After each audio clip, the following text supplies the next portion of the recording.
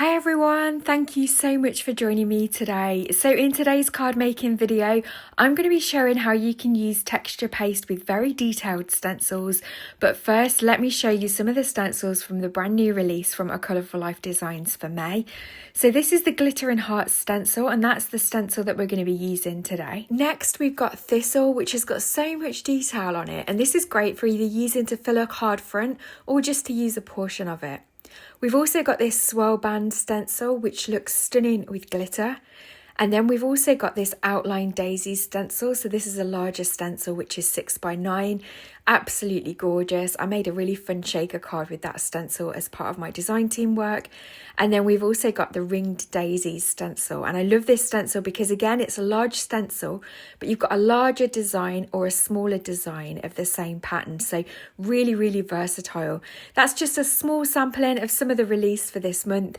Definitely check out A Colourful Life Designs website for more. And if you want to see more of the cards and samples that I create, you can find them on my Instagram page, Meerkat Makes by Al. So just search for me on Instagram and you should find me there. So we're going to be focusing on the Glitter and Heart stencil today, and I'm going to first of all emboss it. So this is a great way of getting more from your stencils. I think sometimes we can forget that we can do this with our stencils, but it is one of my favourite techniques to do with them. So you just need to check the sandwich configuration for your die cutting machine, but on the Sizzix Big Shot it's just the base plate, then you use your stencil and then the cardstock, your rubber mat, and then that top embossing pad, and you just run that through your Big Shot machine. And so once it's through, you can see that we've got this lovely detailed impression from this stencil. So it's a really great way of just getting more from your stencils and also keeping the design the same. Maybe you don't want to introduce a different pattern on your card, as I don't today. And so I'm using the same stencil that I'm going to be using with the texture paste to kind of continue that theme of hearts.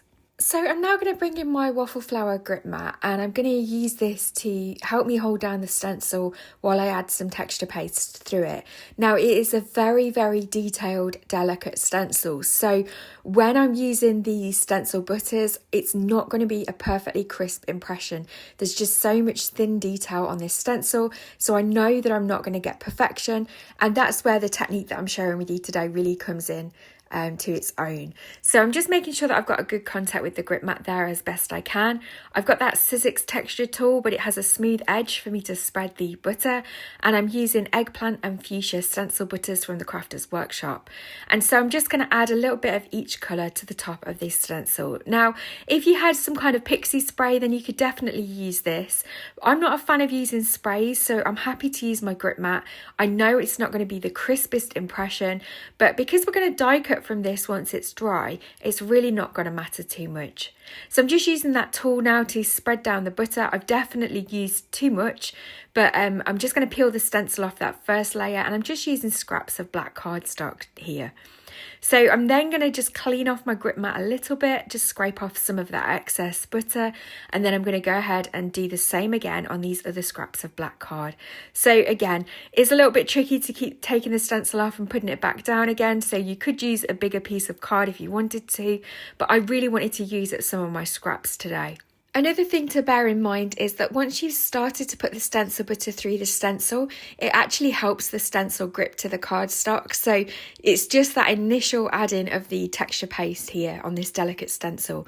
And I'm making sure to use that tool in the direction of the stencil. So I'm going in that diagonal across the stencil the way that the hearts are in the design. And so that really helps as well. So I set them aside to dry, and now they're dry, they're ready to be die cut from. So you can see some of the areas where the paste has oozed underneath the stencil, but because we're going to be die cutting hearts from this, it's really not going to matter. We can be selective where we die cut the hearts from. I used the Hero Arts Infinity dies off camera, and now I'm just going to assemble my card together. So I'm using some liquid glue here. This is the Belly Arts glue, and I'm just going to add it to a matte layer of black cardstock. I am making a 5x5 card today, but you could definitely do this in any size that you prefer. So the white layer was about 4 3/4 inches squared, and then the black layer is about 4 7/8 squared.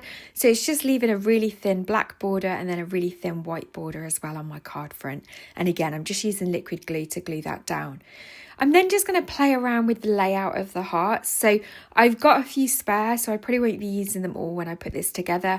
But I really just want to kind of have a waterfall effect as it were, with the hearts down the card. I want them all kind of stacked over each other. I do decide that I'm going to use that larger heart and then I'm going to size down. And then I think that'll look really pretty when they're all glued down. I will add some foam tape to the smaller heart just so that it gives a little bit of dimension and it doesn't get lost in the design. But the stencil butter here really just adds so much shine, texture and dimension to the hearts. They're really, really pretty. I really love working with these stencil butters because they've got a really great consistency. They're really easy to wash off your stencils. And yeah, they've just got that lovely shine in them as well. They're a little bit hard to get hold of here in the UK, but I know Sarah Gray at Funky Fossils stocks them in her shop. And also you can, of course, order from scrapbook.com. And of course, I'll leave links to these in the description box below. So I've just added some foam tape to that last little heart just to pop it up and give it a little bit of dimension so it doesn't get lost. And then the sentiment I'm going to use today is this happy anniversary sentiment. This is from the new stamp set from Concord and 9th called So Many Sayings, and it's a great set of sentiments with a coordinating die as well to cut them all out for you. I am going to add a little bit of foam tape to the back of this, and then that will be popped up on the front of my card again just to add a little bit of extra interest. And then I'm going to just add a few little gems just to finish this card off. So I'm going to use some Belly Arts glue, some gems from my stash and a wax pickup pencil just to help me position those on my card. And then that will be the finished card for today. So I really hope that you've enjoyed seeing a few of the new designs from A Colourful Life Designs. Don't forget to check out their website. And if you do decide to purchase, you can use my code LauraFan10 for a discount. I'll leave all this in the description box below as well. I'll leave a few close-up photos for you now, and as always, please don't forget to hit that thumbs up button if you've enjoyed this tutorial. Don't forget to subscribe to my channel if you'd like to see more from me, and don't forget to leave me a comment as well and let me know which is your favourite stencil from the new release. And I'll look forward to seeing you in the next video. Take care.